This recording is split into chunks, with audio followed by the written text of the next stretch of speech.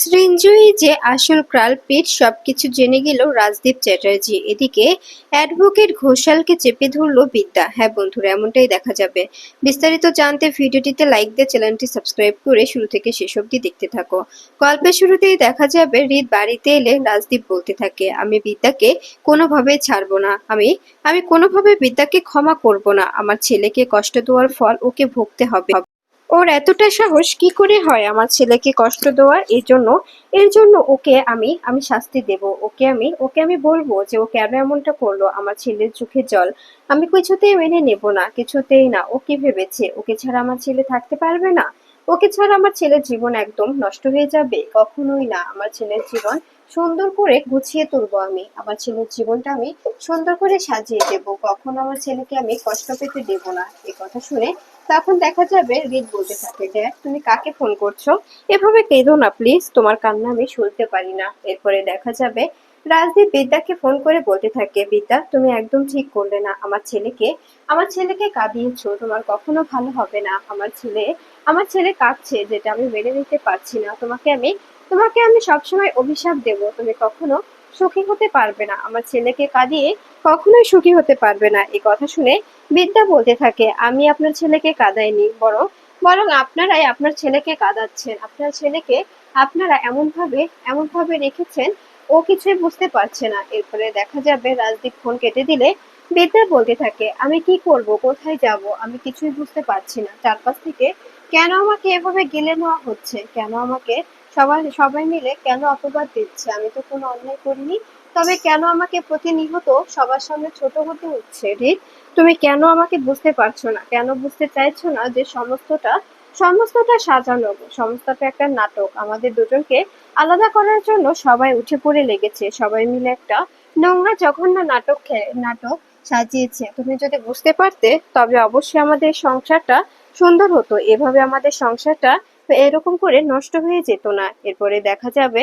এ কথা শুনে বিদ্যা বলতে থাকে, আমি আমি কখনো ক্ষমা করতে পারবো না তোমাকে রে। তুমি সমস্তটা বিচার না করে শুধু একতরফা বিচার করে গেছো। সবসময় আমাকে নিজের থেকে দূরে ঠেলে দিয়েছো। আমি বারবার বলেছি তুমি আমাকে বিশ্বাস করো, আমি এসবের কিচ্ছু জানি না। আমাকে ফাঁসানো হচ্ছে, তোমাকে আর আমাকে আলাদা করে দেওয়ার জন্য পুরোটাই একটা চক্রান্ত। কিন্তু তুমি আমার কথাটা একটা বারের জন্য বিশ্বাস করোনি রিত। এটার জন্য তোমাকে একদিন পস্তাতে হবে। একদিন তুমি কাঁদবে। আর হ্যাঁ, আমিও প্রমাণ করে দেব যে আমি নির্দোষ। কখনো আমি ভুল করিনি, কখনো আমি ভুল করতে পারি না। আমি নিজেকে প্রমাণ করে দেব, সবার সামনে নিজেকে প্রমাণ করব। কিন্তু আমি তোমার কাছে ফিরবো না। তুমি যদি আমাকে ছাড়া থাকতে পারো তবে আমিও তোমাকে ছাড়াই থাকতে পারবো। তুমি আমাকে ছাড়া থাকতে পারলে আমি কেন পারবো না? আমি রাজদীপ চ্যাটার্জিকে দেখিয়ে দেব যে প্রফেসর বিবি কখনো অন্যায়ের সঙ্গে আপোষ করে না। প্রফেসর বিবি কখনো মিথ্যে বলেনি। প্রফেসর বিবি সবসময় নিজের সততা ঠিক রেখেছে, নিজের নিজের আত্মসম্মান বোধ ঠিক রেখেছে। শুধুমাত্র প্রফেসর বিবিকে সবাই মিলে ছোট করেছে। সবাই মিলে প্রফেসর বিবিকে এমনভাবে ছোট করেছে যেটা প্রফেসর বিবি মেনে নিতে পারেনি। এরপরে দেখা যাবে বিদ্যা বলতে থাকে, আমি কখনো তোমাকে তোমাকে দূরে ঠেলে দিতে পারবো না রিত।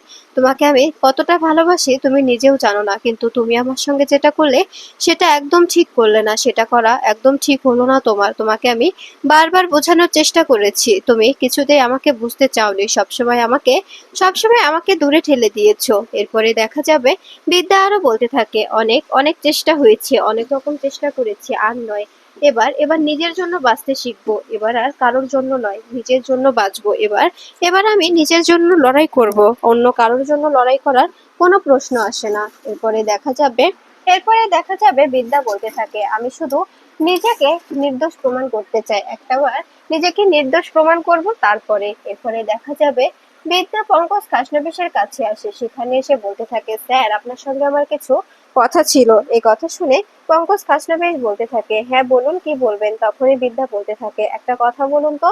আপনি একটা কথা বলবেন আমাকে, কোনো রকম মিথ্যে বলবেন না।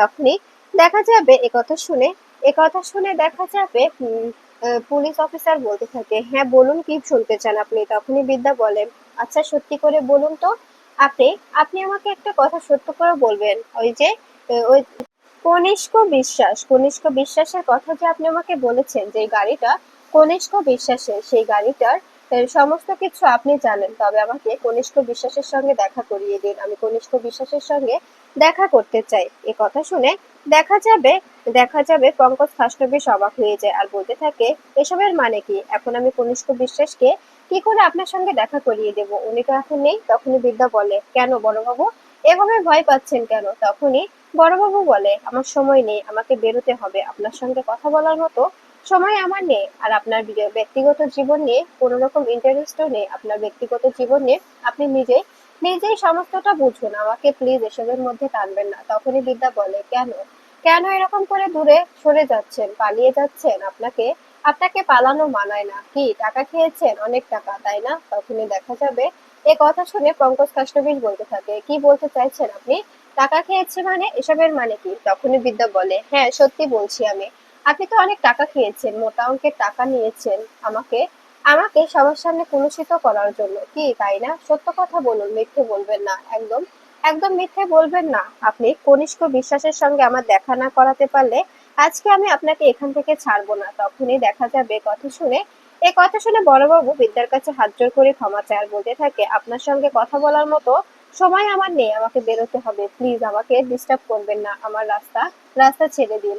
এরপরে দেখা যাবে বিদ্যা বলতে থাকে, শুধু কি এটা ভয়ের ভয়ের জন্য এখান থেকে চলে যাচ্ছেন, নাকি এছাড়াও কোনো ব্যাপার আছে? নিজেকে বিক্রি করে দিয়েছেন তাই না? কত টাকায় রফা হলো শুনি? কত টাকা নিয়ে কত টাকা নিয়ে নিজেকে বিক্রি করলেন? তখনই এই কথা শুনে বড়বাবু বলতে থাকে, আপনি কিন্তু আমাকে ইনসাল্ট করছেন। তখনই বিদ্যা বলে, আপনিও আমাকে ইনসাল্ট করছেন। আপনি একটা সময় আমাকে প্রচন্ড প্রচন্ড সম্মান করতেন, কিন্তু আজকে আজকে আপনি আমার সঙ্গে কথাই বলতে চাচ্ছেন না। আমি আপনাকে একটা কথা জিজ্ঞেস করছি, কিন্তু আপনি আমাকে এড়িয়ে চলার চেষ্টা করছেন। কেন এড়িয়ে চলছেন বলুন তো? আপনার আপনার আসল উদ্দেশ্যটা কি? আপনাকে আমি যেটা প্রশ্ন করেছি সেটার উত্তর দিন। আসলে কনিষ্ক বিশ্বাস কোথায়? কনিষ্ক বিশ্বাসের সঙ্গে আমি দেখা করতে চাই। আর যে গাড়িটা আপনি বলেছিলেন কনিষ্ক বিশ্বাসের, সেই গাড়িটার সম্পর্কেও আমি জানতে চাই। এ কথা শুনে দেখা যাবে বড়বাবু বলতে থাকে, আমি বুঝতে পারছি না আপনি আমার সঙ্গে কেন এরকম ব্যবহার করছেন। তখনই বিদ্যা বলে, আপনার সঙ্গে এরকম ব্যবহার করব না তো কার সঙ্গে করব? আপনি তো আমাকে আমাকে বলেছিলেন তাই না? তবে এখন আপনার সঙ্গে এই ব্যবহার করা ছাড়া তো আমার কোনো উপায় নেই। আপনাকে আমি বারবার বলছি, আপনি আমাকে আমাকে বলুন, কিন্তু আপনি বলতে ইচ্ছুক নয়, তাই তো আপনার সঙ্গে এরকম করে ব্যবহার করতে বাধ্য হচ্ছি। তখনই দেখা যাবে এ কথা শুনে পঙ্কজ খাসনবিশ বলতে থাকে, আমি আপনাকে একটা কথা বলছি, একটা কথা মাথায় রাখবেন, যেটা সবসময় খালি চোখে দেখা যায় সেটা কিন্তু সত্যি নাও হতে পারে। এরপরে বিদ্যা বলে, আমি এখন চলে যাচ্ছি, কিন্তু একটা কথা মাথায় রাখবেন, আপনাকে আমি চিনি, আপনি কখনো নিজেকে বিক্রি করতে পারেন না। তারপরেও যদি নিজেকে বিক্রি করে দেন, তবে এতে আমার তবে এতে আমার করার কিছুই থাকবে না। এরপরে দেখা যাবে বিদ্যা চলে গেলে তখনই বড়বাবু বলে, সরি বিদ্যা, সরি, আমার করার কিচ্ছু নেই, আমার হাত পা বাঁধা, আমি কোনোভাবেই আপনাকে হেল্প করতে পারছি না, চারপাশ থেকে আমাকে ঘিরে নেওয়া হয়েছে, আমি আমি কি করব আমি নিজেও জানি না। এরপরে দেখা যাবে বিদ্যা বিদ্যা অ্যাডভোকেট ঘোষালের কাছে আছে, সেখানে এসে বলতে থাকে, আপনার সঙ্গে আমার জরুরি কথা আছে বলেই এসেছি। এই কথা শুনে অ্যাডভোকেট ঘোষাল বলতে থাকে, তার মানে কি কথার কথা বলছেন আপনি? তখনই বিদ্যা বলে, আমি কি বলতে চাইছি এবার শুনুন। আপনাকে একটা কথা বারবার করে বলছি আমি, আপনি কনিষ্ক বিশ্বাসের অ্যাডভোকেট, কনিষ্ক বিশ্বাস আপনার ক্লায়েন্ট, আর আমি কনিষ্ক বিশ্বাসের সঙ্গে দেখা করতে চাই। ওনার নাম্বারটা আমাকে দিন। কনিষ্ক বিশ্বাসের অ্যাড্রেসটা আমার চাই, আমি কনিষ্ক বিশ্বাসের সঙ্গে দেখা করতে চাই। এ কথা শুনে দেখা যাবে অবাক হয়ে যায় অ্যাডভোকেট ঘোষাল বলতে থাকে, তার মানে কনিষ্ক বিশ্বাসের সঙ্গে দেখা করতে চান বললেই কি কনিষ্ক বিশ্বাসের সঙ্গে দেখা হয়ে যাবে? আর কনিষ্ক বিশ্বাস কে? আমি তো কনিষ্ক বিশ্বাসকে চিনি না। তখন এই কথা শুনে দেখা যাবে বিদ্যা বলতে থাকে, মিথ্যে বলবেন না, আপনি কনিষ্ক বিশ্বাসকে খুব ভালো করে চেনেন। কনিষ্ক বিশ্বাসকে আপনি আপনি খুব ভালো করে চেনেন, আপনার মতো কেউ চেনে না। তাই বলছি, একটু একটু কোঅপারেট করুন, এভাবে মিথ্যাচার করবেন না, মিথ্যে বলে কোনো লাভ নেই। আমি জানতে চাই যে কনিষ্ক বিশ্বাস আসলে কে, আর কনিষ্ক বিশ্বাসের আসল পরিচয়টা কি, সেটা আমার জানা প্রয়োজন। এরপরে দেখা যাবে এ কথা শুনে এ কথা শুনে অ্যাডভোকেট ঘোষাল বলতে থাকে, আমি সত্যি কনিষ্ক বিশ্বাসকে চিনি না, আমি আপনাদের আপনাদের এই যে ডিভোর্স কেসটা নিয়ে লড়ছি, জাস্ট এইটুকুই, এছাড়া আর কিছুই নয়। জাস্ট এইটুকুই, আপনাদের ডিভোর্সটা প্রয়োজন, তাই আমি ডিভোর্সটা নিয়ে লড়ছি। তখনই বিদ্যা বলে, আমি তো আপনাকে অ্যাপয়েন্ট করিনি, তবে আমার হয়ে আপনি কেন কেন লড়ছেন? আপনাকে কনিষ্ক বিশ্বাস মোটা অঙ্কের টাকা দিয়েছে, আপনি কনিষ্ক বিশ্বাসের সঙ্গে যোগাযোগ রেখেছেন, ওনার থেকে টাকা নিচ্ছেন গাড়ি গাড়ি, আমাদের ডিভোর্সটা নিয়ে ভাবছেন, তবে কথা বলতে ওনার ওনার যে ঠিকানা সেটা দিতে কনিষ্ক বিশ্বাসের ঠিকানাটা আমার চাই, যেভাবেই হোক আমাকে কনিষ্ক বিশ্বাসের ঠিকানাটা দিতেই হবে। এ কথা শুনে তখন দেখা যাবে অ্যাডভোকেট ঘোষাল ভয় পেয়ে যায় আর বলতে থাকে, আপনি এরকম করে কেন কথা বলছেন? তখনই বিদ্যা বলে, আপনাদের কাউকে আমি ছাড়বো না, যে যে এই ষড়যন্ত্রের পেছনে জড়িত সবাইকে আমি একটা একটা করে টেনে বের করব। এই কথাটা মাথায় রাখবেন। আপনারা টাকার বিনিময়ে আমার জীবনটা নিয়ে খেলা করছেন, তো এই খেলাটা বন্ধ করব, আমি বন্ধ করব, কিন্তু কিন্তু তার বিনিময়ে আপনাদেরকেও অনেক বড় বিপদে পড়তে হবে। এ কথা শুনে তখন দেখা যাবে অ্যাডভোকেট ঘোষাল ভয় পেয়ে যায়। এরপরে বিদ্যা বলতে থাকে, আমি আপনাকে বলে যাচ্ছি, আর আপনাদের মাস্টার মাইন্ড যে তাকে বলে দিবেন যে বিদ্যা বিদ্যা এবার ঘুরে দাঁড়িয়েছে, বিদ্যা এবার এমন এমন রূপ ধারণ করবে যে এই রূপের কথা কেউ কখনো ভাবতেও পারেনি। বিদ্যা এমন একটা রূপ ধারণ করবে, যেভাবে হোক বিদ্যা নিজেকে নিজেকে একদম প্রমাণ করে ছাড়বে যে বিদ্যা কখনো কোনো রকম দোষ করেনি, বিদ্যা কোনো রকম চরিত্রহীনা নয়, বিদ্যা নিজেকে প্রমাণ করবে। কিন্তু আপনারা একটা কথা মাথায় রাখবেন, আপনাদের কিন্তু শেষ হয়ে যাবে দিন সেদিনই আপনাদের শেষ দিন। এই বলেই বিদ্যা চলে যায়। ঠিক তখনই অ্যাডভোকেট ঘোষাল ফোন করে সৃঞ্জয়ীকে আর বলতে থাকে, ম্যাম বিদ্যা এসেছিল, বিদ্যা এসে হুমকি দিয়ে গেল, কি সব বলছিল। তখনই সৃঞ্জয়ী বলে, ও যাই বলুক না কেন, ওর কথাতে কোনোভাবেই সায় দিবেন না। তখনই দেখা যাবে এ কথা শুনে অ্যাডভোকেট ঘোষাল বলতে থাকে, কিন্তু আজকের ওনার কথাগুলো সত্যি অনেক বিদ্রোহের সুর পেলাম, মনে হলো খুব রেগে আছে, ওনার মুখগুলো কেমন যেন একটা অদ্ভুত দেখা গেল। তখনই দেখা যাবে কথা শুনে সৃঞ্জয়ী বলে, ও যাই করুক না কেন কোনোভাবেই স্বীকার করবেন না, কোনোভাবেই নয়। ও যতই চেষ্টা করুক মুখ থেকে কথা বের করার, কোনোভাবে মুখ থেকে কথা বের করবে না। ও যা ইচ্ছে করুক, ওর যেটা খুশি ও সেটা করতে পারে, কোনোভাবেই মুখ খুলবেন না, এ কথাটা যেন মাথায় থাকে। তখনই দেখা যাবে রাজদীপ এসে বলতে থাকে, তার মানে সৃঞ্জয়ী তুমি কার সঙ্গে কথা বলছো? এসবের মানে কি? আমি তো ভেবেছিলাম সত্যি হয়তো বিদ্যা দোষী, কিন্তু তুমি এসব কি বলছো? তখনই সৃঞ্জয়ী বলে, না দাদা, সেরকম কিছুই নয়, আসলে আমার একটা পরিচিতার সঙ্গে কথা বলছিলাম বিদ্যা ও রীতের ডিভোর্সের ব্যাপারে। তখনই রাজদীপ বলে, কিন্তু আমি বুঝতে পারছি যে তুমি বিদ্যা ও রীতের ডিভোর্সের ব্যাপারে কথা বলছিলে, কিন্তু তুমি যে কথাগুলো বললে সেগুলো আমি পুরোটাই শুনে নিয়েছি। এসবের মানে কি? তুমি বিদ্যার চরিত্রে কালি লাগিয়েছো, তার মানে বিদ্যার কোনো দোষ নেই, সমস্তটা তোমার নাটক, তোমার সাজানো, তাই তো?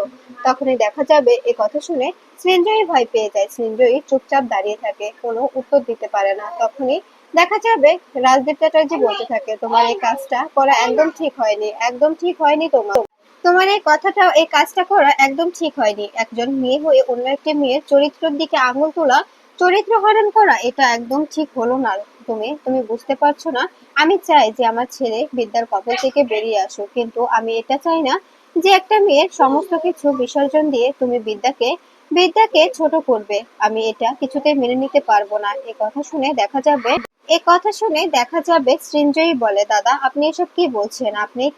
আপনি তো চেয়েছিলেন যে বিদ্যা ও ঋত দুজন যেন আলাদা হয়ে যায়, তবে আজকে এরকম কথা বলছেন কেন? আপনার কথাগুলো সত্যি আমার অবাক লাগছে। আপনার এভাবে কথা বলতে পারেন না। আপনি নিজে চেয়েছিলেন যে বিদ্যা ও ঋত আলাদা হয়ে যাক, ওদের জীবনে যেন কারো জীবনে কেউ না থাকে, আর আমি সেই ব্যবস্থাটাই করেছি। আমি তো নিজের সাথে কিছু করিনি, আমি আপনার কথা ভেবেই সমস্তটা করেছি, যাতে করে ঋত কোনোভাবেই বিদ্যার কাছে না যেতে পারে, বিদ্যার কাছে না গিয়ে আপনার কাছেই থাকে। আমি তো এজন্যই ঋত ও বিদ্যাকে আলাদা করতে চেয়েছি। তখনই রাজদীপ বলে, তাই বলে এভাবে করাটা ঠিক হয়নি সৃঞ্জয়ী, এভাবে করাটা একদম ঠিক হয়নি, তুমি এটা ঠিক করোনি।